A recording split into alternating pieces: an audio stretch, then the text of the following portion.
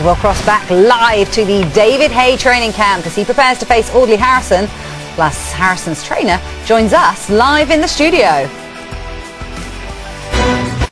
A fortnight Saturday, David Haye will defend his WBA heavyweight title against Audley Harrison. Let's go live to our reporter Craig Slater, who is with the Haye camp. Craig, take it away. Thank you very much. I would say a real atmosphere developing here in David Haye's gym, which is in a railway arch in Vauxhall, just on the south bank of the Thames. There must be 50 cameramen and the same number of newspaper reporters and that kind of thing crowding around the ring where David Haye is just starting off his workout. Johnny Nelson, Sky Sports' Johnny Nelson, former long-reigning world cruiserweight champions, alongside me to kind of interpret events as they happen here. But from this kind of gathering and the fact that it's getting close now, is David Haye kind of getting into fight mode now when he sees all this? Listen, we've got 17 days to go. You can see when David walks in the seriousness of it. And I must admit, my main worry was how serious is David about this fight.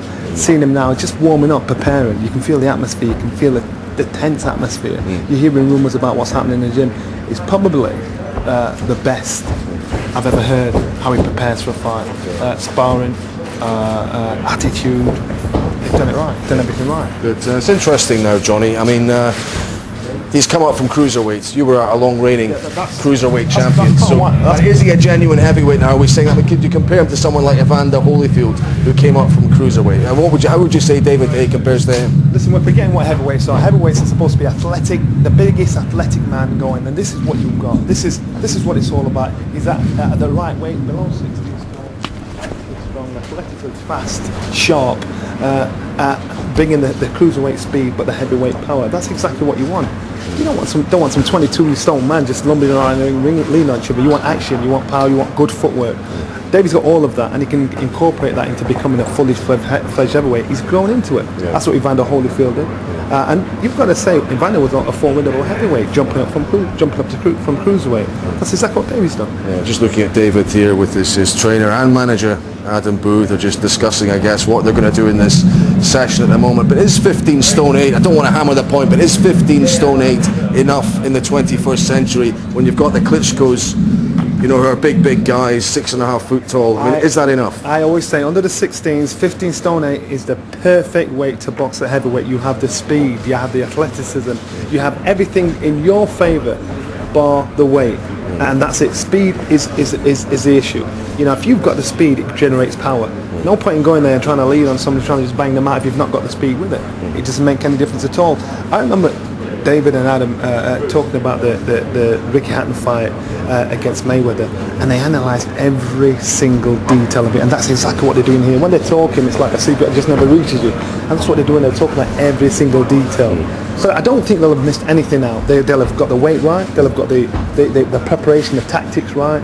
You can tell, there's just that closeness there. And I guess one of the things they have to deal with, of course, is the fact that Audley Harrison is a southpaw. David Haye's career southpaw experience, less than a minute against Alexander Hurov, 5 years ago. But he throws that straight right hand with so much venom, and is that the weapon to deal with a southpaw? Yeah, of course. You've got to have full control of the power, the speed, the accuracy, and the timing of that right hand, and that's David's best punch. We've all seen that in many of his fights, how he lets that shot go, how accurate he is with it.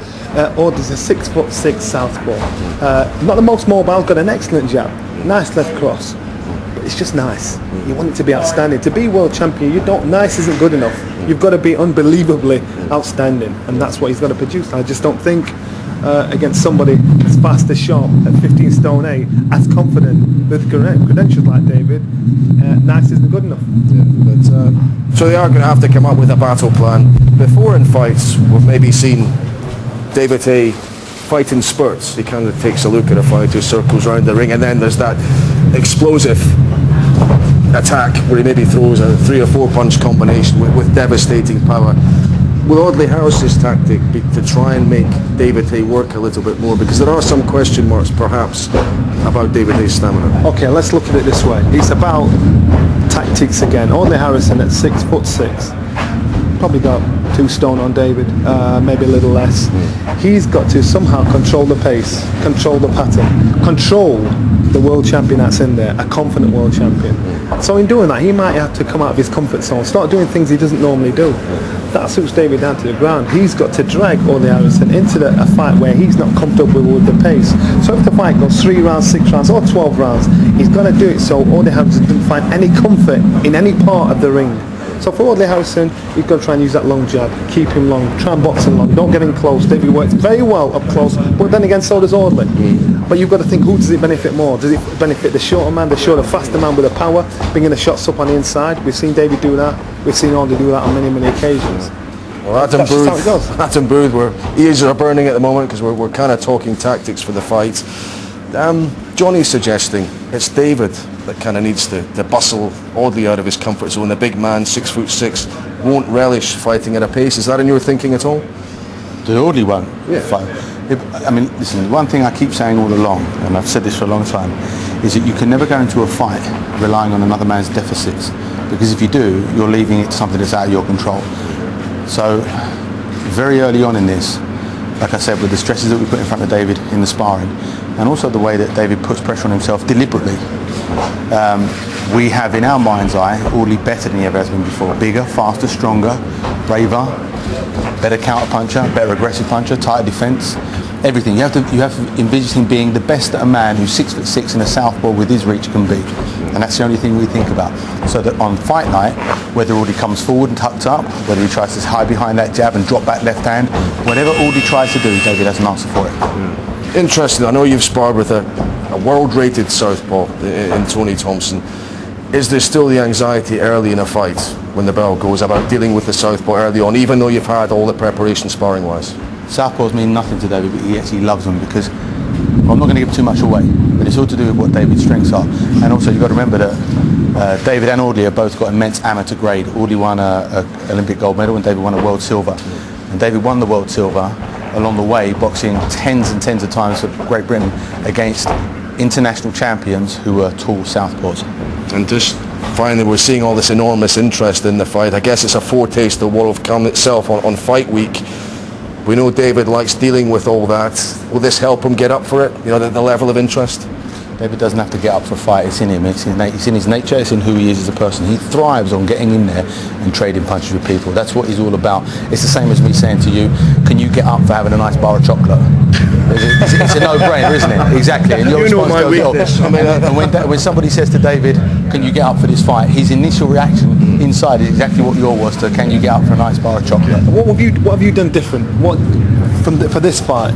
Because I know you train meticulously for every fight. What have you done different in particular for this fight? You know, styles make fights. We know that, and people that know boxing know that. And so you work to your style. Now, David is the type of fighter that adapts what he does. And if you go back and look at the tapes of his last 10 fights, you won't see the same type of fighter each time. And that goes back to looking at fighters over past years who can have the ability to adapt what they do so that the person in front of them doesn't have an answer for what they do. So he's not predictable. We know what Audley brings, and we know what Audley... So he is predictable, would you say? No, hear me out. Okay. We know that what Audley brings, but we also know potentially what Audley could bring. So we have to look at what he does well, and also put on top of that how he can improve as a fighter, and the things, if we were involved in saying this is how you should fight and this is what you should do, we try and predict that so that if he does try it, David has the answer. So what they're basically doing is trying to get a plan of how to beat me. That's what David's saying. How would I beat me? And then answer it. Yeah. And has the value of experience been of benefit in all of this? Because that was boxing in a very different way. Has that helped, that whole going through that camp and the techniques and the discipline you imposed there really helped round David as a fighter, would you say? Every experience that you use is a good experience, whether at the time it's good or bad. Now, the Valor of One was a sensational thing for us because it was one of the best times of our lives and a win of the World Heavyweight Championship. But what it did do for David is it just reconfirmed what you do in the gym, you take to a fight. And having done that at world level against Jean-Marc Mormac, Enzo McQuinelli and Valor, the more you repeat it, the more ingrained it becomes in you, so that you don't have to think about it anymore. You just instinctively know what I've done there will come out on the fight. Do you think David's now a fully fledged heavyweight, a mature heavyweight now? Well, it depends what you mean by that. You know, is he as heavy and as big as the other guys? No. Does he punch as hard as the other guys? Yes. Is he harder to hit than the other guys? More so. So being a fully fledged heavyweight to me means, can you beat the other heavyweights of your time? David can definitely do that. Is he not going to get, by what you say, he doesn't need to get any bigger, and you don't anticipate him being any bigger than the 15-8, 15-10 he was for the last couple? Depends on what the strategy for the fight is. What do you think? I mean, can you give us any indication? I know what I know. I know what you know. I know what I know. I know what you What don't do you know. have a target weight is what I'm asking. Okay. Why is that such an issue? I know what I know. I know what I think, and you're going to have to wait. Fair enough. But I mean, David's mindset though, is he a bit more up for this one than he was the last one? He kind of said that John Ruiz, because he was a kind of laid back guy, because he didn't try and fire David up in the build up and everything else, has Audley even a little bit just got under his skin? And is the personal element coming out? Do you see that in his eyes when he's doing his sessions with you? Not at all. No, I see in his eyes what we need to see in the session.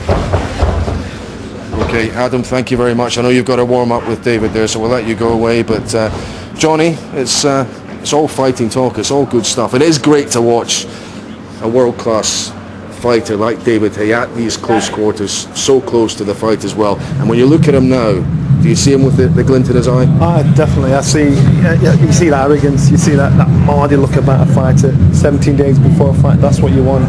There's got to be 100 people in the gym putting him the pressure, watching him. He's just dealing with it as though he's a walk in the park.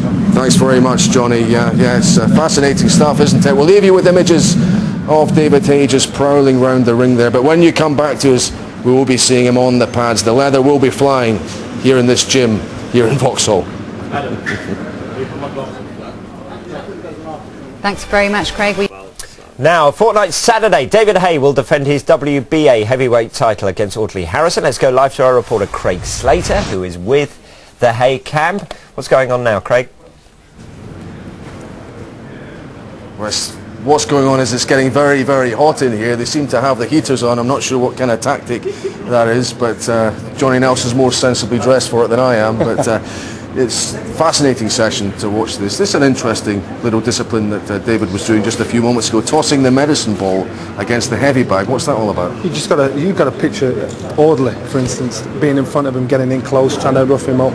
It's having the strength in the shoulders and the back and the legs to push him off, keep him at distance, to give yourself space to let the shots off. Yeah. Well, he's trying to cover every possible situation. Yeah. But we're seeing the pad work a little bit early on at the moment.